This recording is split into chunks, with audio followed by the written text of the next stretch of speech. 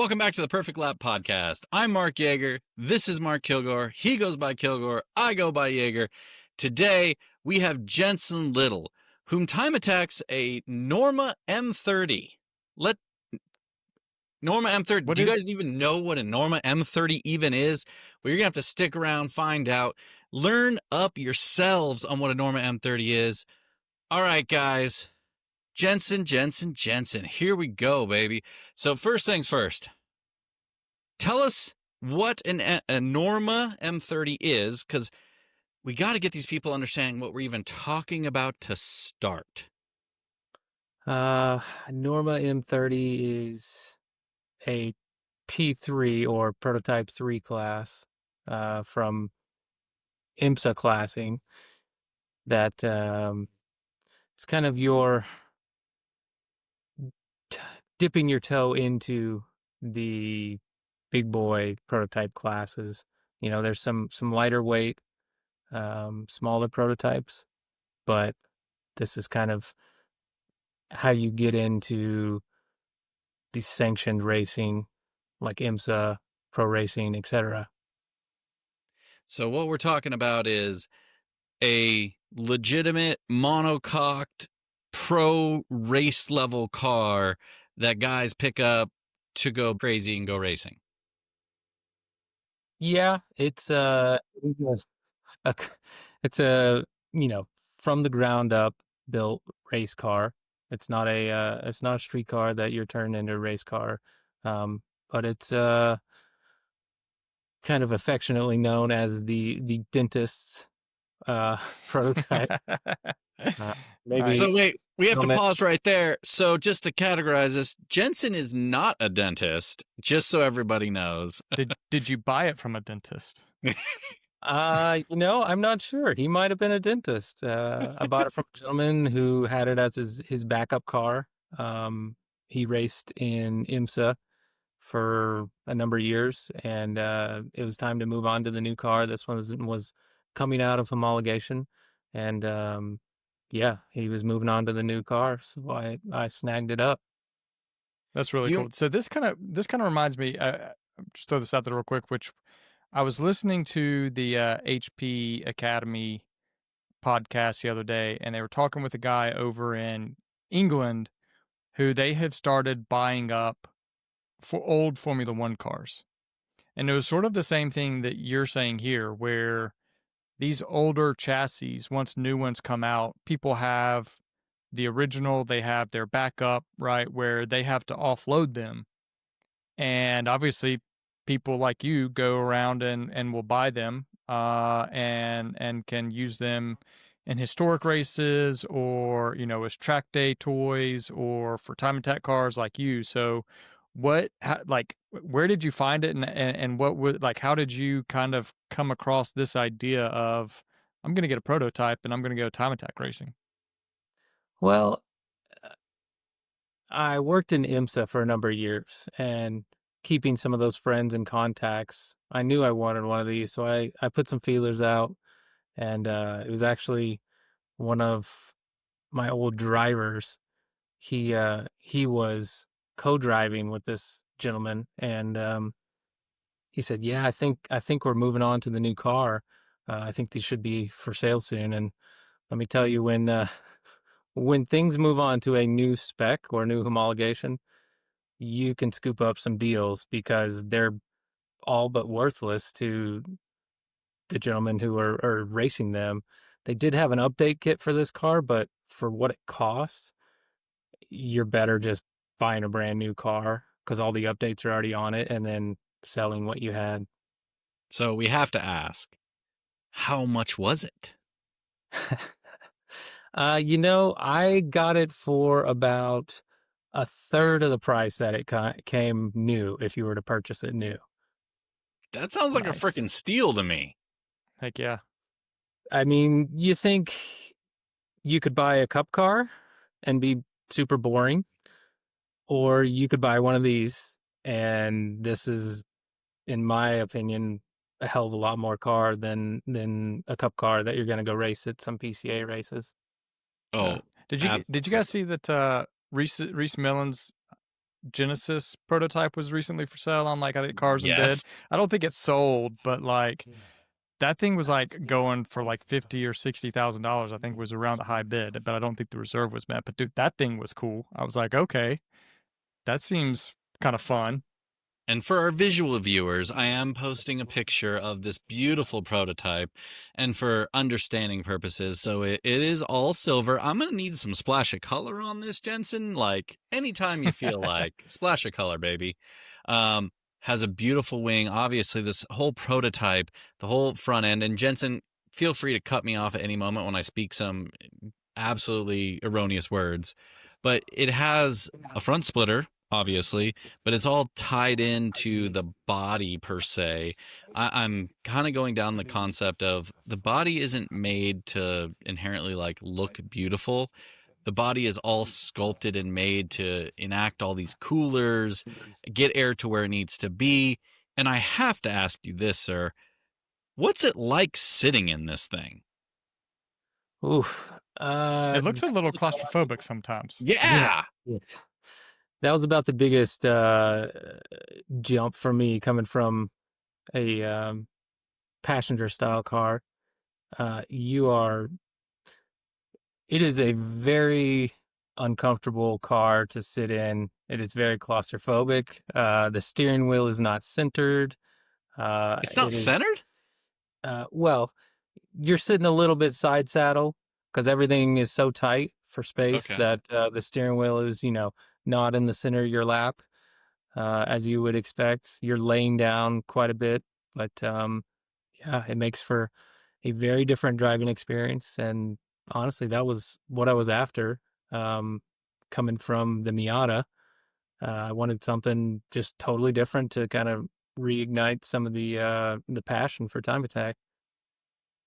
So that brings me to a very interesting aspect, right? So the first time we saw you was in a Miata, right? You had this Miata. You How modified was your Miata when you had it? Um, I thought it was really modified at the time. Nowadays, it's probably wasn't that wild of a build, but yeah, I think the first year Super Lap came to Coda, I got pretty excited. I had my Miata and had finished it like a year earlier. So I entered. Unfortunately, it threw me into unlimited class, which Oh, was kind of into the Nice. deep end. It that Um, was a, sorry, that was an NC Miata, if I'm remembering correctly? Yeah? Okay. Correct. It was a an NC, so a third generation Miata, kind of the bigger Miatas. We when I What worked was in unlimited about it? when I worked in IMSA, we ran NCs for a number of years, and taking all that knowledge, I saw that they were the best braking cars of the bunch. They were the best handling cars of the bunch. They just couldn't get out of their own way as far as power, and we all know how to fix that. So yeah, I took the NC. I put a little combo of a motor in it, a 2.3 with a 2.5 head, and put a bunch of boost in it, a sequential, and it ran around on slicks. So I think if I remember correctly, the sequential is what bumped me into unlimited, even though it only had a roll bar in it. They gave me oh, a had to get that 1 year waiver. pass. Yeah, and held Nice. its own. I think if I remember correctly, we ended up getting third overall that year. But then all the sharks started to come out, and everybody's fast cars started coming out. So yeah, we had to But step it up a little bit. this is quite the jump. It's not like this was, I mean, you going from a Miata, I mean, obviously a modified Miata, but to a prototype, a P3 prototype. I have to imagine that journey took some time to kind of really get comfortable with the prototype. It was a great learning car for stepping into the prototype. Uh, as you can imagine, I think that car made a little over 700 at the wheels. in a very short wheelbase. So you had to have some pretty quick hands, and be pretty gentle with the throttle. Um, you had to have some throttle control for sure. And it's safe to say the prototype is you don't get past that limit as much. Uh, but it's not very playful when it does get past that limit. So you got to have some quick inputs to save it and you know get a quick time out of it. So as you transitioned, as you moved over to the prototype, obviously, like things I'm looking at here on your Instagram are wild, right? Obviously, you worked in IMSA, so you had a great deal of knowledge. And I just want to reiterate this: when you say worked in IMSA, um, you were a mechanic, right? Yeah, I worked on the cars. I was car chief on one of the cars, and then kind of helped out as number two or so around the shop. And I mean, this was years past when the NC was actually current.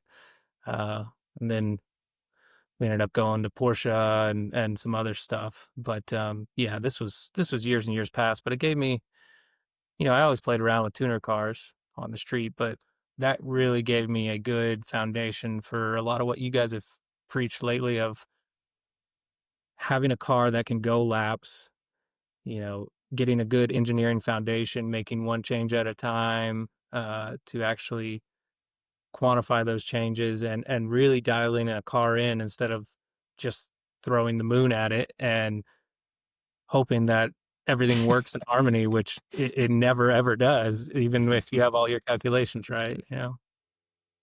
Well, and that's probably one of the things that interests me the most about you and this car is I look at you and I go, when I obviously I'm going to be dead honest with you. The first time I saw you in this car, my immediate reaction just looking at, Instagram and stuff like that was, okay, guy who has a lot of money, bought a car, he's going to go have fun. That's cool.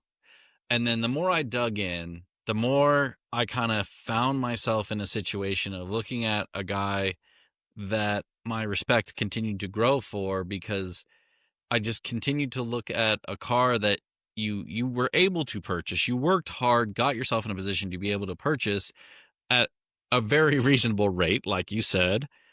And beyond that, now we're moving past just I bought a prototype. We're talking about a situation that you bought a prototype and now you're looking at modifications. How can I make this thing bigger, faster, better? So I want you to dive in and start from the beginning. Like you picked this thing up. I mean, I imagine the giddy little schoolgirl that you were as you picked this thing up, smile ear to ear for the very first time. Now you get that thing back in your garage, which by the way, if you're on our visual tour, it is sitting right behind him in his garage. And I can't stress that enough. This is something that he has in his home garage for him to tinker and screw with like you guys at home do with your own Miatas and Mustangs and all your silly cars, right? This is what his tinkering car is. So what was some of the first stuff that you got this thing home and you were like, you know what I need to do? This thing that I've been thinking about for 5 years as I worked on this, I had these cars around me. What were some of the things that you did right off the bat? Well, I we kind of talked about getting into one of these things, and it's no drop in the bucket. But at the time, I'd actually, Superlap Global Time Attack had given me a 1 year buy because I had just a roll bar in the Miata. I bought another chassis to turn into a full unlimited car, and I started, making my spreadsheets, et cetera, and just quickly tallying it all up. I went, man, this is an expensive build, and honestly, it was more expensive than the purchase price of one of these cars. So I kind of thought, okay, after I run this car, what's going to be my next build after this car? Can we just jump to that? And I said, man, I think it'd just be something quite aero driven. And I've never driven a prototype, so let's give it a go. Let's do it. That's So you awesome. said something that really interests me. You said aero driven. So what, obviously, aero is a lot of the name of the game when it comes to prototypes in my head. And again, I'm stupid, so correct me if I'm wrong. But what about aero intrigues you so much? What is something that, like, why aero and prototype going together? Why is that interesting to you? Well, it's no secret that time attack racing, especially, you watch World Time Attack over the last couple of years, everything's got so much faster, and it's because of aero. You know, power levels are what they are, and they've maybe crept up a little bit, but it's all aero is where all the lap time comes from. And so I knew I wanted to go all out on whatever the next build was going to be for aero because, you know, I was already making decent power, had a great power to weight with a lightweight chassis, but I knew I wanted aero, and that was going to make the biggest difference in lap time. And when you start looking at a passenger car that you're doing all these things to, all you're really trying to do is get an aero platform that's as good as a starting base of a prototype. There's, the frontal area versus a passenger car is ridiculous. And there's so many things you can do aero wise with a purpose built car versus a passenger car that you're trying to make into a race car. And I know it sounds crazy because you look at this thing and it looks like a spaceship, but this is a P3 classed car, which was the least amount of aero compared to a P2 or even a P1. Uh, they're miles different. And if you've ever, I live in Austin, so I get to go to COTA and actually watch a couple of these different classes go around over the years, and it is mind blowing seeing how much faster the next steps are. So as aero driven as it seems like this car is, which it is, it is nothing compared to those, but that's that's just stepping stones to get to play with it. The bones are there. I just get to make those changes instead of some Frenchman. So break this down, man. What are some of the changes? What are some, like, I really want to understand the changes that you're making. Because one of the things, just so you guys know, I'm staring at his Instagram on a constant and looking at all the interesting, cool things that he's doing. And Jager, what why don't you throw out his Instagram handle for everybody so they can check him out as yeah. well. So if you're looking to get online, check out his Instagram. It's Proto Tempo. Proto Tempo is his Instagram. Go check it out. You're not going to be disappointed, to say the least.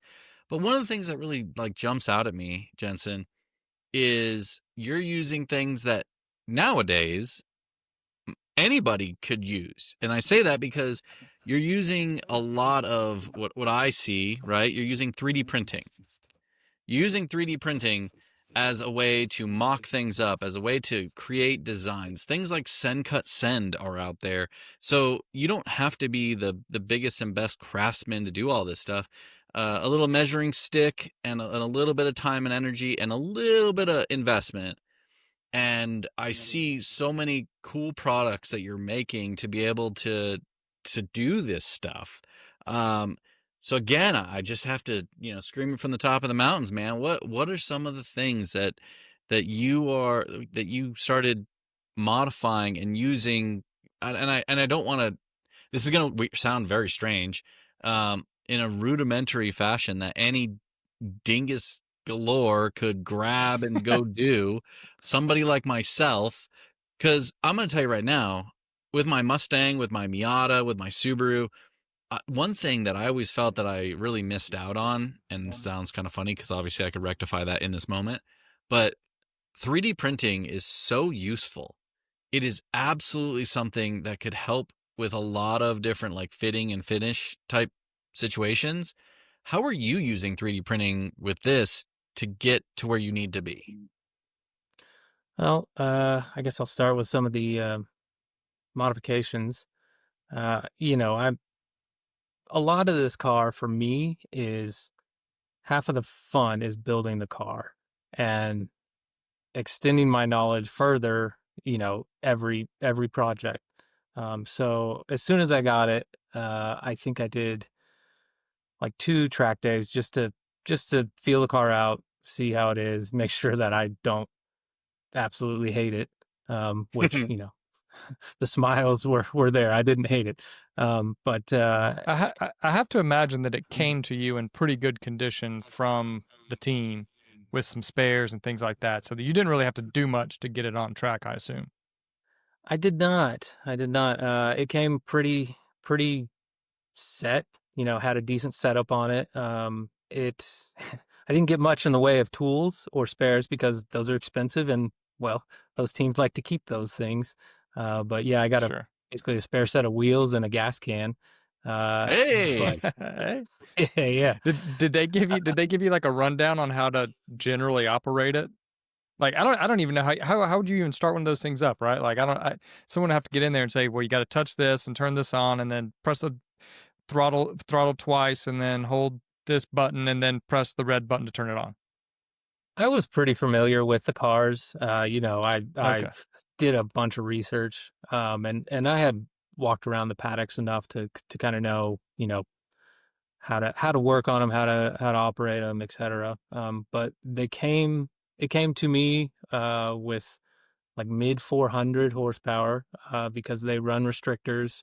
Uh, I knew immediately that I didn't even want to bother with the Italian electronics in it. And so as soon as those first 2 track days were done, I ripped every PDM, ECU, every inch of wiring Wow. out of it that I could. Took the headers off and sold them because I knew I And wanted what to, kind of engine? go turbo. We were going to What need kind of a lot engine more was it? power. What kind of engine comes in at stock? It comes with a Nissan VK50, so it's a close brother to the VK56 that's in the Titan. It's just a 5 liter instead of a 5.6. I'm Interesting. Pretty glad stout you know motor. that because when you said VK, I instantly went, "What in the world is that?" I mean, it's a VQ with 2 more motors, pretty much, or two more motors, 2 more Cylinders. cylinder. Yeah, We knew yeah, what you yeah, meant. yeah. Okay. But yeah, we pretty much ripped everything out of the car, got the turbo setup done, redid all the wiring, used ECUs and PDMs that I was familiar with, and we we didn't have to talk to somebody over in Italy to get a pass key for. Um, Nice. but yeah, we've taken the trans apart to reinforce it with some stronger gearing that they offer. Motor has been built. Garrett helped out tremendously with a couple turbos. I had one enthusiast class, I think, the year before I bought this in the Evo. So want a set of one a turbo, and they helped out with another turbo. So yeah, we just Not kind too of went from shabby. there. Yeah, yeah. We said this is a pretty good platform. We'll throw some more power at it. Um, and each year we added, another 100 horsepower just to make sure that the gearbox and everything else could cope. We'd pull everything apart and then say, okay, this was reliable. Let's step it up another 100 to try to go a little faster. Now it's right around the little over 900. Oof. Dang. And is that still running the VQ? VK? It's a VK50. I get a Okay. motor shop local to me. They're pretty good guys with they do a lot of Trans Am series motors. So I've worked with them over the years, and we've got a good recipe for getting it built up. And I mean, having a 5-liter V8 is quite a hammer versus having a 2.3-liter Miata Yeah. trying to extract the same power out of them. It's like easy mode. So this Wow. thing's barely even breathing to make those kind of power numbers, which is a nice change for reliability. I mean, the motor just lasts. Yeah. That's what I was And going to ask you how much next. does it weigh? It is 2130.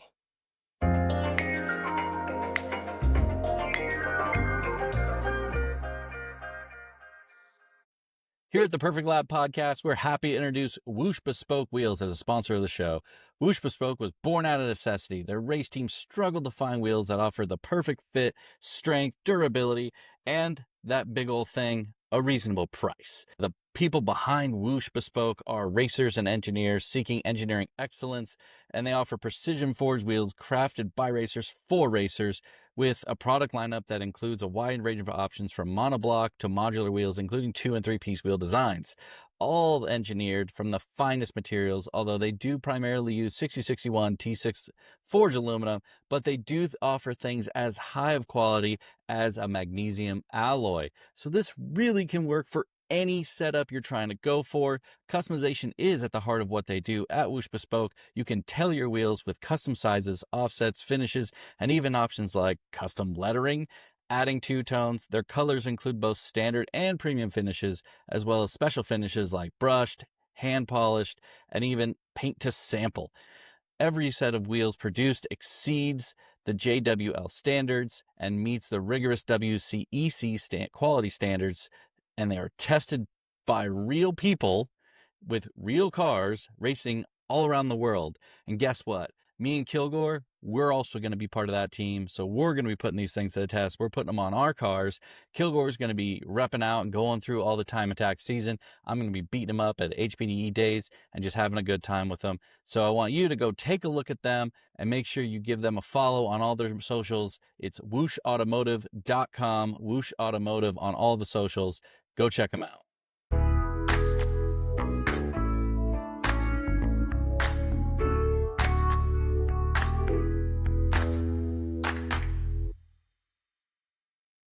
All right, Jenson. So tell us, what do you think the weak link of the car is going to be? We talked about the motor and how it's, barely trying to make this power, but what do we actually think the weak link is going to be? I think it's going to be the transmission. Um, a lot of these sequentials, especially for purpose-built race cars, they're not meant for a ton of power. They're meant for efficiency and reliability. Um, that's I have upgraded the gear set. Extract offers a uprated gear set, but we're uprating the motor. So every every time we take it out, I pull the gear stack like on screen and check it to see how the gears are coping because we're well above their recommended limits as far as torque. But I'll pull it out, see how it's coping, and then we know okay this is good. It's doing okay. We can add a little more power, and like I said, every year we try to add about 100 horsepower and see how things cope and fix those issues before just totally grenading the thing because extract Wow. parts are not the cheapest. So I'm just very, very curious. How do you examine, like I'm definitely obviously not a hardcore mechanic. How do you examine the gear set to make determinations on how it's coping? Very carefully. Are you saying there's a Nice. lot of bifocals involved? Yeah, I mean, honestly, kind of. I'll pull out the stack and you can see. I've seen enough of straight cut gears failures through past racing to kind of when something's not looking happy. I mean, honestly, you could look at it and never seen it before. You'd go, "Yep, that gear looks happy. Hey, that one looks a little scratchy." Um, so it's really the tooth to tooth contact and sliding across the face as it's transmitting that power. Um, when it starts getting a little too much and a little unhappy for the oil film, it kind of pushes that out, and then you get a bit of a rubbing effect. Obviously we look for cracks and really easily seen in your face issues, but that's kind of where it starts for wear, and it just accelerates from there. So you can keep an eye on it and kind of tell, okay, we need to think about changing this in the next year or so. We need to watch this one, or we've got boost control strategies that are quite exuberant. So it's by gear for sure. It's by gear, it's by throttle position, it's by knob position, it's by button on the steering wheel. So we can adjust accordingly. So Does the go ahead. sorry, Jaeger, so is it considered like a transaxle, or is it something Yeah, different? this is a transaxle, and Okay. luckily it makes it quite easy to inspect the gear set. The transmission is behind the motor, and Yeah. the rear cover is a couple of bolts, and the gear stack slides out with that rear cover. So it's the easiest thing uh, to do on the car is to pull the gear Nice. stack and look at it. And then is the transaxle act as the carrier for the rear suspension pickup points, or is that somewhere else? Yeah, so it's a semi-stressed motor and transmission. So the motor bolts to the firewall, the transmission bolts to the motor, and then in between those there's, a couple quote unquote roll cage tubes that go down to the transmission and motor interface to kind of solidify things. And then all the suspension and yeah, pretty much every arm back there bolts to the transmission. So there is no traditional chassis past the front of the motor. It's all just motor and transmission that everything hangs off of. Hmm. Nice. And Jaeger, you'd pulled a picture up, but I'd seen one earlier. Does it run like any sort of like a third spring, like a Heave spring or anything like that? Yeah, it does. So there's a third element or heave spring front and rear on this car, which Okay. helps with the aero loads for sure. You can still have it, soft in the turns, and it's got a heave spring to keep it some platform to stay off the ground with the aero loads.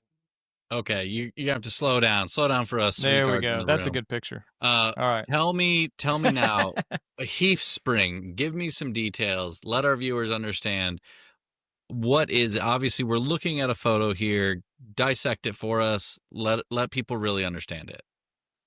Yeah, so the mainsprings or the regular shocks for each corner are actuated via a push rod from the upright that turns a bell crank and puts all that force into individual springs and shocks. Connected between the two sides of those is another spring, we'll call it, that is called a heave spring or third element, that can act as a multiplier of your spring rate when force is pushing straight down, but in roll, you get to run a much softer spring rate. So effectively, in the corners or over bumps with a single wheel, the car is soft enough to get the mechanical grip, but you don't want to run those kind of spring rates from an aero load standpoint. So you add another one that's decoupled from that movement in between them, that you can bump up the spring rate and effectively hold up the aero platform while not making the car, rock hard stiff to where it's not gonna handle in the turns. And so explain to the viewers, why is it important to hold it up during the aero load? Because obviously one thing that we tend to see quite a bit in time attack cars in general, obviously, and in Formula One and many sports of racing, we see guys and you see them skidding across the ground on their skid plates, sparks in the air, flying and being wild and crazy, and it looks awesome. But why do we not want essentially the aero just to be suction cupped to the ground? So I guess if you think about it, if you get up enough in aero load, it's going to be thousands and thousands of pounds pushing down on your vehicle. Uh, the closer you get to the ground, the more the arrow works as well. So it's pushing down, and the closer it gets, the higher those arrow loads go. So it's kind of a self-feeding effect. And unfortunately, that's all great. It gets higher and higher and higher, which lets you go faster and faster until it closes off or touches the ground, and then every bit of it goes away, and then you end up with a very porpoisey car that will jump from being totally slammed on the ground back up, and then it's just again and again and again. And you can see it on the live stream, especially the first couple years that people came to Coda. It's a pretty high speed track. A lot of people at the end of the front straights and the back straight were getting some porpoising issues because there wasn't enough platform or enough spring rate in the car to keep it off the ground. And once you close that off, it's all over.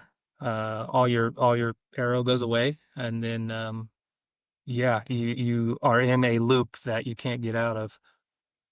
Yeah. And I guess there's the issue of, if you try and control that too much, if you're putting all of your effort into controlling the aero load, you end up running such stiff springs that you're basically, right, like it almost becomes infinitely stiff. I mean, you're almost just running like a solid suspension, which obviously has no mechanical grip in the turns. So you're sort of having to trade that off, which, and I want to point this out, like, this is crazy to me. Speaking of World Time Attack, big props to Ferris Khartoumi, just setting a new record, but his car is not running like a third spring. It's still running like a fairly traditional setup, which is wild to me. Yeah. That he's able to control that. And I don't know, Jenson, if you have any maybe thoughts on how he's doing that, or what the theory behind that would be. I don't. I haven't looked under his car. I can speculate, but with a Speculate, car, man. Let's do it. I can assume that he's probably running some fairly decent spring rates, maybe a little heavier, a little stiffer than he would like to if he had the option of a third element. And above and beyond that, I assume that he's probably running some packers and bump rubbers to get away from a linear spring rate. And so as the car comes down, the spring rate is going up and up and up, and you just keep adding packer and bump rubber until it won't hit the floor no matter what you do. But once again, you end up with a bit of a choppy ride, it's something a little too stiff. Clearly it's working for him, but the third element, the third spring, sounds fancy. but it's pretty simple in principle. And pretty much every unlimited car at World Time Attack is using them. So this is not really new technology or anything. I think you could saw Tanuki coming down the front straight. It kind of gets to a certain height at speed and just stays there, and that's them activating whatever third element or bump rubber they have going on. It physically can't go anymore, which is, you want it as close as you can get it to the ground. That's where it makes the best aero, but you want it to not fully close off. So you want to get it close, but you want to be able to control it. Oh, and I think that's something interesting from a time attack perspective that, like you mentioned, right? Not a lot of people probably in US time attack. I think Dusold runs a third element now. I think they had like some big third element. But just in general, like most street car applications, that's not something that's available to them. That's not something they're familiar with. So I'm really happy that you were able to kind of explain that and what its purpose is, get the viewers a little bit more educated so that they can understand that, even though they might not exactly be throwing that on their Honda Civic tomorrow. It just gives them a little bit of understanding on what real race car stuff really is and how it makes it available. And so I'm going to bring this up, and I'm going to bring this up now because I just have to know, because this has us all sorts of intrigued. Is this What are we looking at, Jaeger? This is a amazing rendition. What is it? SolidWorks or 3D rendering or whatever we want to call it, of your prototype car. But more importantly, it's got a ginormous rear wing. It's on steroids. I see infinity wings on the front. Like, is this something that you actually are looking at and planning to build for our amazement in the future?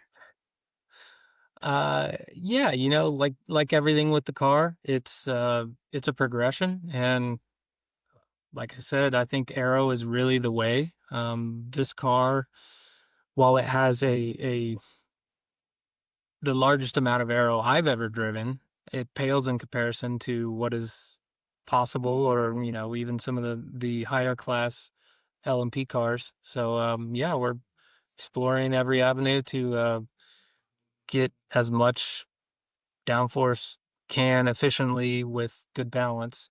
And yeah, the goal for my car personally is to be the fastest non team or non-factory car at COTA. And I think the only way we can get there with some of these LMP1 cars that were privately run is to start messing around with our own aero. We've got the power pretty dialed in, and I think this is the next step. So what does that time really look like? What is that goal in the back of your head that you're afraid to say out loud, but I know you can? What is that time that you're like, I have to get here? I do believe that somebody ran a 154, and okay. We ran a 158, and we're on course for a quicker time this year with some unfortunate events that kept us from completing that lap. But I think with a little more time and a little more setup, we can get there. And ultimately, I'd love to be in the 40s, and then I'm sure at that point I'd love to be in the 30s. But baby steps. There we go. Heck yeah. So I'm gonna say this, right? Like, I want people to understand your fastest lap time around COTA ever is a 158. Fastest lap time ever around COTA is a 158. And I'm stressing and saying this a few times because I want you guys to understand how fast that is. That is incredibly fast around COTA, especially for us normal people, right? Like, just someone who's a driver going out there and going to have fun, what are we talking? Like a 230, 220s quickly? Yeah, yeah. I mean, a 230 in a street car is moving for Yeah, sure. absolutely, right? So to think about that, I want to put that in your head of dropping 30 seconds off your lap time. And that's what this car is doing. And he has a goal to get that down into the low end of the 50s and beyond. And I'm gonna dive into a little darker part of this story. So this past year at Super Lap Battle did not go so hot for you. Can you break us down that? Can you make us understand? Tell the story of how, what, where, why, how that all happened. Yeah, Coda is an always evolving track. It seems like they repave it once a year, because the track moves quite a bit. The ground underneath, so there's new bumps all the time. Um, Unfortunately, we caught one just right, coming off some of the curving in the S's, and it stepped out and did not step back, and that was kind of all she wrote. You know, we're, I drove it all of practice day the way it was, and it was a little loose, but it was fast that way, and I thought I could drive around it. But yeah, that one just got me, and there was nothing I could do to save it. We're that lap, I think, was the second lap of the first session, which I was already all warmed up from practice the day before, and we're entering that is at a little over 145, and yeah, the next turn, entered the S's, things were okay, and then clipped one of the curbs coming over the next S, and it came around on me, and at that speed, you're just along for the ride, unfortunately, and had a little gap with the barrier. But on the plus side, we were half a second up by turn 4 from our 158. So it's motivating as well as much as it is dejecting. So what all damage happened to the car? I mean, obviously, we were watching on the live stream. We saw the spin. We saw you go off, tap the barrier, and initially we were like, "Oh, he got away with it!" Like he's gonna be able to drive out of this thing. And then obviously it wasn't. We weren't so lucky. So can you dive into the details of the damage and what that all was and looked like?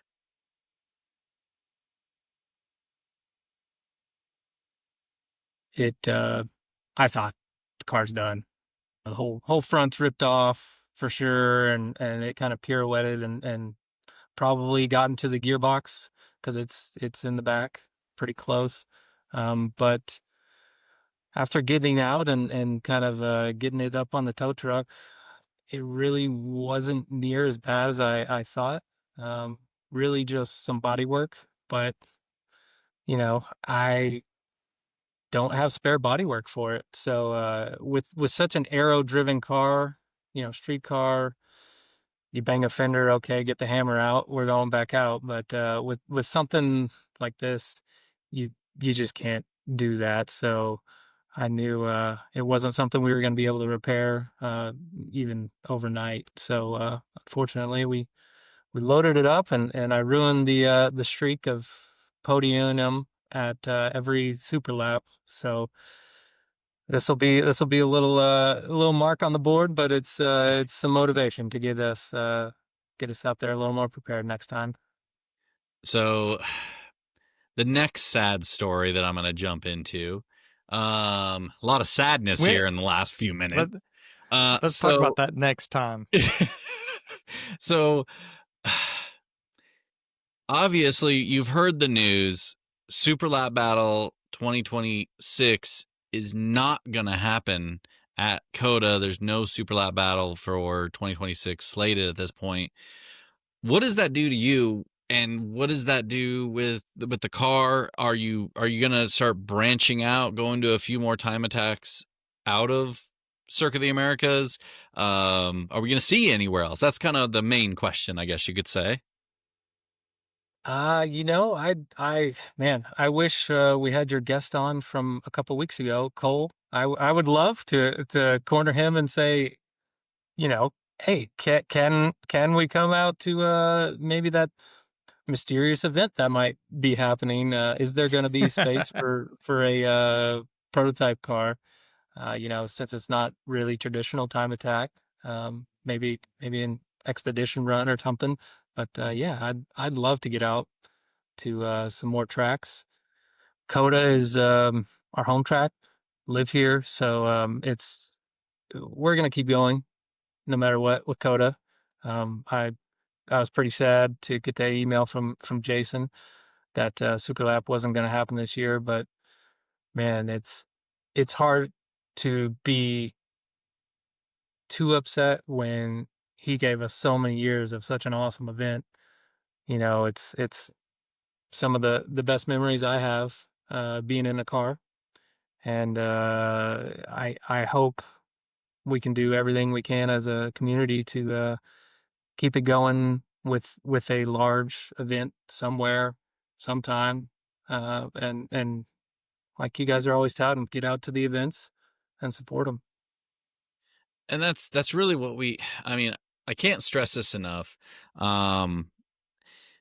Like you said, Jason has given a lot to the sport. Jason has given a lot to time attack. And at the end of the day, it does come back to racers have to show up. Like I understand that it is expensive to drive to these events. I understand it's expensive to get the cars ready for these events. I understand it's expensive to, enter these events. But keep in mind, these guys are trying to put on amazing events for us, and at the same time, like a guy like Jason wasn't, taking home $1 million a year and walking away with our money and just having a good time and partying it up, right? Like he had to live and breathe and die time attack to make those events happen. And so it is one of those things, like you said, he gave his all to make sure that time attack had a really awesome event here in the US. And sadly, it turned into a financial, from what I understand, it turned into a financial situation that just was untenable in our current state. And hopefully that changes in the future. Hopefully we end up in a situation where that can be changed at a later date. But we'll see. I mean, again, we can cross our fingers and cross our toes. But at the end of the day, I mean, like Kilgore's been at that event, you've been at that event. I've had the luxury of not competing, but yet having to hang out at the event and watch all you guys have a good time. Screw you guys. So at the end of the day, like such an epic event as a whole to be a part of. And like Jenson, you said, you've been a part of it since day one. So to kind of get away from a little of the sadness, but at the same time, remembering what's some of the coolest parts about that event that really stick out to you and that you really loved about it? Man, I've reflected a little bit recently, and yes, the event is a little pricey, but man, if you think the event is pricey, I hesitate to express how expensive it is to rent COTA. Like I guarantee you, Global Time Attack and Jason feel the exact same way times 10. I realized this week that they Superlap was the last club racing event at that track. There is no more NASA. There's no more SCCA. There's no other organization that was holding an event there um, to race anymore, I did which not is realize that. That is was that is kind of sad. absolutely insane. There's Trans Am and WEC, but these are these aren't club events. These are Yeah. They're professional events with professional budgets, and unfortunately, that's kind of what that track takes to run. So, yeah, I mean, I can't express enough gratitude to Jason and Tony and over the years. It's nobody was getting rich on that. They're doing it because they want to be there, and the passion shone through. Unfortunately, that track might just not be for that, because it's priced itself out of that our bracket. So Yeah. hopefully, hopefully they get something else together. They put on an amazing event. It's surely the best one I've been to, and I'd love to keep attending. So I want to touch on something that's probably a little bit of a sore subject for you, and I'm going to be the first to admit that I have absolutely said this about cars in the past, so feel free to start flogging at any moment, Jensen. So one thing that's interesting about Time Attack is we talk about the spirit of Time Attack, and this does get touched on quite a bit. And when people talk about spirit of Time Attack, they will look at a car like yours and immediately say, this is not Time Attack. And again, I am being very forthright in saying I am definitely one of those people that have said these cars are not Time Attack, and this is why they are in the class that they're in, is because they're not Time Attack cars. I will completely admit, Jensen has swayed me ever so slightly, even though this entire podcast, he has been very elusive in not just coming out and saying this, but his ability to modify and make this car his own. That is what starts bringing me towards this is Time Attack. So if you could bring us in a little bit on your story per se about your experiences with Spirit of Time Attack and what people think of your car in Time Attack. Yeah, there's been a lot of talk, I guess, over the last year or two about Spirit of Time Attack. And a lot of kind of what I hear is people want it to look like what it was when they got into it, which I get, those are golden years. Um, for me, it's always been taking a car with your knowledge and your hands and your skill, modifying it again and again and again to go the fastest you possibly can with your knowledge and your skills and your budget, um, and try to basically take a car and make it punch above its weight and really set some fast times that maybe that car shouldn't be setting. And for me, I don't know what could be more in the spirit of Time Attack than doing that. And personally, I was like, well, a prototype is going to be faster and a better platform. And growing up watching all the Audi years at Le Mans, etc., I want to go as fast as I possibly can, and that's it. So as long as I'm doing the work to make that happen, I'm happy. If it's not a quote unquote class, I I understand that some people really thrive on having large classes and competition, etc., for themselves. But to me, it's always been an individual sport, and it's always been me against me. How can I get better than I've ever done?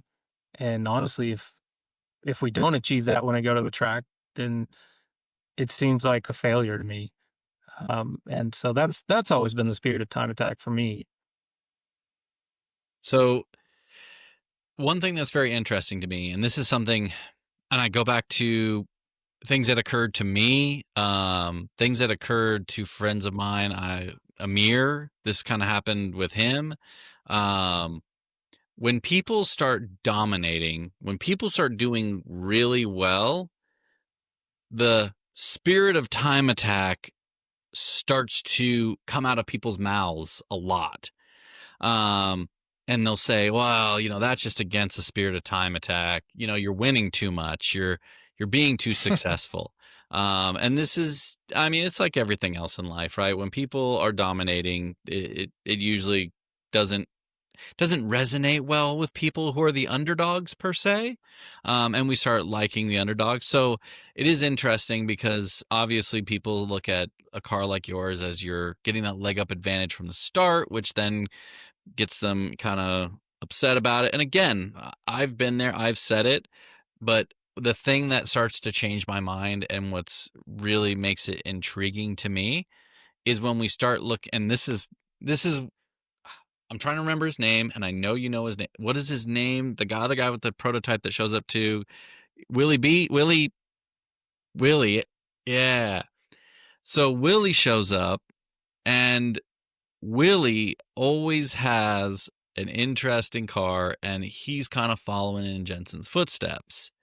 So in following in Jenson's footsteps, it's interesting because he's trying to modify and change and build, but at the same time, as he's modifying, changing, and building to try to keep up with Jenson, what it actually does to me is gives me a good idea of what it's like for a non-modified prototype versus a modified prototype.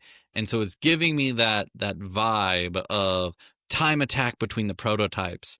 And within that concept allows me to enjoy your guys' essentially racing together that much more. So I love that Willie is kind of following in your footsteps and saying like, well, I've been working with, I kind of picked Jenson's mind, and now I'm trying to modify I'm trying to do this and I'm trying to do that, because that's what happens in time attack in general, right? Like this guy gets a Supra, he realizes it's fast. Then the next guy goes, I'm going to upgrade my turbo because he did his turbo. He got this splitter and it works. I'm going to upgrade mine. And so it's kind of watching the same thing, just with a different starting platform. And to me, that's what started making it a lot more interesting to me, to be honest with you. As well as obviously I started following you on Instagram and really started like tooling down and looking at your, like, I want to see this car with all this aero on it, and I want to see this car doing wild things at a racetrack with crazy aero, 900 horsepower, sounding like a beast going down the front straightaway, because that's what makes people excited. And a car like yours is going to make people, by the way, again, I can't straight it enough, get some more color on it. I want to see Jenson's face of a tiger or a lion, or I need something. Okay. All the years I spent at racetracks, every car had a loud livery. And so the cool cars to us were always when you were testing and there wasn't a livery. Any solid colored car really stood out to me. And that's kind of just stuck. But I could yeah, see that's fair. Willie showed up for Super Lab because it was a great opportunity to have some open track that these cars need, instead of trying to go to Coda during a track day with one of these. You just run into traffic your second lap. Yeah. So he showed up and caught the bug and ended up with a built motor the next year, and so on and so on. So happy to have him as family there and in the garage with me to bounce ideas off of. Yeah, Nice. I thought that was super cool to see both you guys, and you guys both modifying your cars together. Again, like you said, family. I think that's what makes it pretty cool when you can, enhance it to that point where you guys are bouncing ideas off each other and doing cool stuff together. Yeah.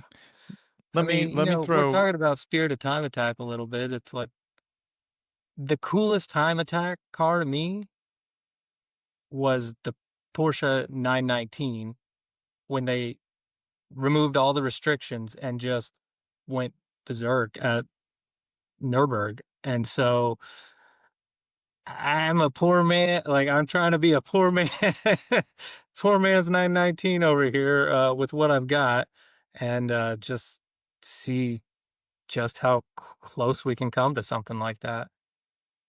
Yeah, that was something that came to my mind as well as Jaeger was talking about modifying these prototypes. Is like it's cool to see them run in their like homologated, restricted state. But it's super cool when you kind of take everything off and kind of be like, well, what could these things do when they're uncorked or when they're modified, when they go even further? With that being said, and you guys can disagree with me, but I'm going to throw this out there.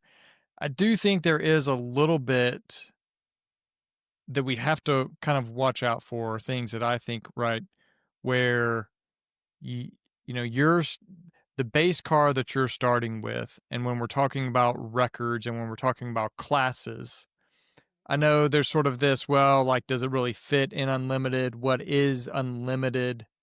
And do you have to start with like a VIN manufacturer produced car versus your sort of right prototype based car?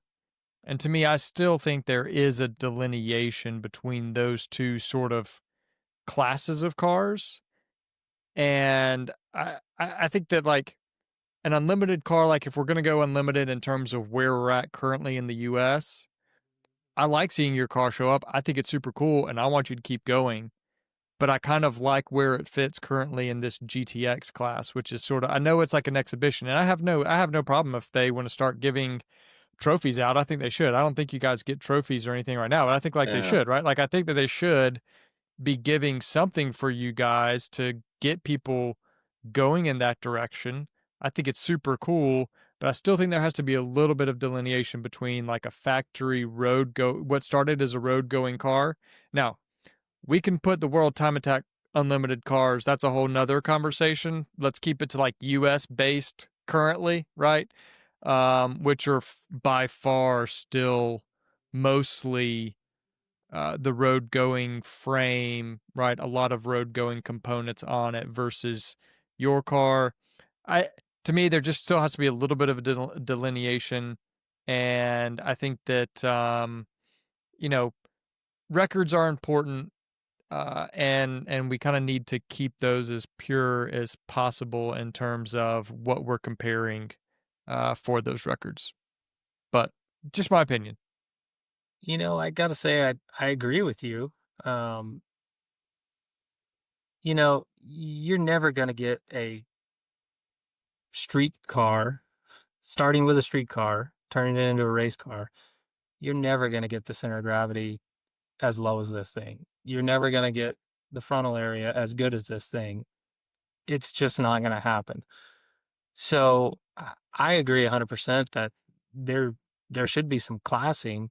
And honestly, I don't like I said before, I'm there for me and going after my times, and that's what makes me happy. It'd be awesome if there was some competition with some other prototypes. You know, Willie's out there. There was another gentleman the year before that, but you can't take away from someone going very fast in something that essentially wasn't meant to go that fast. That's a that's a separate class for sure. You know, but I got to hand it to Jason. I think they handled it beautifully, kind of creating a separate class and at least giving us an exposition, just a space to come and go as fast as we can. You know, I do think it's apples and oranges. It's just I picked the orange personally for me, uh, with my budget, etc. And I I can't say enough good things about Jason and Global for giving us a space to come out and still participate in an event we love. And I'm just gonna tag into all that and just say I completely agree. Obviously, Unlimited has its place with a road going VIN car. I appreciate them creating a new class that allows you to compete, allows you to have a place. If I was still competing in global with my Subaru in an unlimited class, and I saw Jenson coming, I would definitely throw up the double middle fingers going, get the hell out of here. So, I mean, it would be very, like you said, it would be, I'm going to say, impossible for me to compete against a car like this in a boxy, dumbass Subaru, trying to do it on a 4-cylinder. But if you were there in a multi-million-dollar Multimatic developed Ford GT without a VIN, then would you still be throwing up the middle fingers if no, because I'd be some going, kid with a tenth of your budget showed up to bring you the fight? hell yeah. And see, that's where that fight becomes awesome. And you ruined it by going and wrecking the car and ruining my entire weekend. You know, I feel like this might be poking a sore subject, but since there might not be another super lap, I hate to say that I still officially own the record for the fastest lap ever put down. So we did wreck, but we still hold the record. That is a true statement. That is a very, very true statement. And as someone who owns a record from Chuckwalla that just apparently no one goes back to Chuckwalla to do any time attack racing at, it could stay a while. You might hold that record, sir, for infinity and beyond. So I hope that's not the case. I truly do. Hopefully it's a 1 year off and then we're back at it again. I really hope that is the case. But again, I'm going to say this. I'm going to make the call out to all time attack individuals that, you know what this means? It means you guys got to start signing up. You got to start showing up, showing out. Get out there, start time attacking, stop sitting on your couches and talking about how you're not competitive. Get out there, have a good time, hang out with the boys, just do it. That's what you need to be doing. Getting out there, seeing these freaking amazing cars that people put their heart, souls, and minds into. Like, I can't stress it enough. It's like, this is a car where, like your car in general, right? You could walk past it and go, yeah, it's another prototype. And then you can walk up, start talking to Jenson, start looking into the modifications he's doing, looking at his plans for what he wants to modify this thing into at a later point. These are all highly exciting and awesome individuals to talk to and talk about. I cannot stress it enough, guys. Like, Time Attack is awesome because of guys like Jenson, because they have a desire to modify things and not stop tinkering. He's going to be in this garage day in, day out, modifying things in the slightest of bits, and he's going to go back and he's going to re-engineer and he's going to reevaluate and look at data and drive home the point that he is going to put in the effort. Get there, hang out, have a good time, learn something. So I can't stress it enough, guys. Get out to an event. Have a good time. Sorry, rant. Speaking of which, I'm calling out the West Coast guys right now. You guys and gals complain that, Grid Life, Global, SCCA, nobody comes out to the West Coast. I will say this. Grid Life is out there. We're going to be out there in a few weeks. Yep. It'll be 2 weeks, I guess, when this episode comes out. Grid Life is still trying to fill spots for that event. That's wild. Jenson, opportunity. It's calling you, baby. I mean, I'm just saying, right? Like you guys want these events to go on. We all want we want Time Attack to grow. We want these events to stay at these super cool tracks. You've got to show up and support them. If you don't, then you're going to get what happens with Super Lap Battle. They're not going to be able to be sustainable. So, I'm calling some people out on the West Coast. Come do Laguna and show up and show that you want these organizations there. If you don't show up, then they're not going to be there. They're going to go to places that they can pull drivers and that they're going to be wanted. Absolutely. Do it. Well, Jenson, it has been a blast talking to you, my man. I really can't stress it enough. I've wanted to talk to you for a very long time. I wanted dirty details of this prototype, so I'm very, very happy to take that time and get to check that out with you. Really, really excited to have you on the show. Any last remaining words? Give us a shout out on where we can reach you on your social media. Tell us some information about where the guys can go follow you. Oh, I guess the best place is probably on Instagram. That's at Proto Tempo. And yeah, anything with the car usually gets posted there. Good to hear, man. Well, Very cool. I'll kick it over to Kilgore. Kilgore can run us down, and man, I can't say enough. Appreciate you being on, and hope to see you at a track near soon. Yeah, absolutely. We so excited. We were so excited that you came on, Jenson. Great talking with you. Make sure you follow him on Instagram. We will put we'll put a link to his Instagram page in the comments below, so you can check that out if you need a link to go where to find him. You can also follow us on Instagram at Perfect Lap Podcast. We try and keep you guys updated with what's going on. Jager and I are going to be at Laguna, so be sure and come out. We're also going to be posting up a bunch of stuff from Laguna, so that should be a lot of fun. We're going to be out there with Bailey Woods, who was on our last episode. The SoCal Drivers Club guys are going to be out there. There's going to be other people that we've had on, so it'll be a good time. So if you can't come and drive, at least come out and come hang out with us and come say hello. You can also check out our website at perfectlappodcast.com, and you can email the show at maximumattack@perfectlappodcast.com. That's maximumattack@perfectlappodcast.com. You can see our episodes on YouTube. You can also listen to them on Apple Podcast and Spotify. As always, thanks for listening. We hope you enjoyed this episode with Jenson Little. For all you time attackers out there, keep pushing, go fast, take chances. We'll see you in the next one.